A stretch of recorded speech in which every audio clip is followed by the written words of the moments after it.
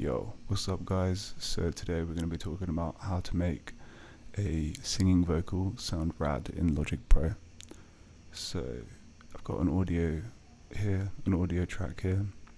Just going to run it straight into an EQ, and it depends on the vocal that you're working with, but you just want to pull out frequencies to complement the voice. So take this one up and just scroll across, and then you'll be able to hear when it gets to one of those frequencies that you want to be focusing in on. There you go. So that gives it a lot of depth there for my voice. So I'll take that down. And then most vocals I'll usually boost a bit of 12k and a bit of 5k. But you can give or take a few really, but you just want to be taking out those higher frequencies mostly. It just sounds better with the vocals, and it just stands out more in the mix. Then you want to go into a compressor. I mostly just use the presets and then just dial it in a bit at the moment. At the moment I'm on a studio vocal, and then limiter.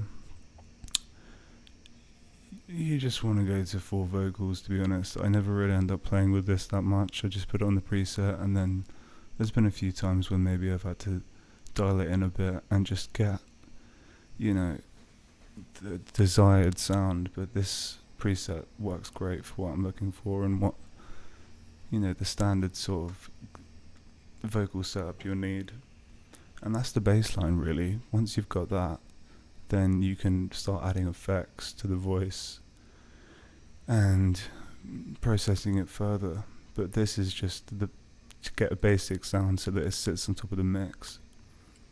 So if I take these off, you can hear the flat vocal, and then I add some EQ, pulling out those frequencies, a bit of compressor, giving it way more body, giving it more volume.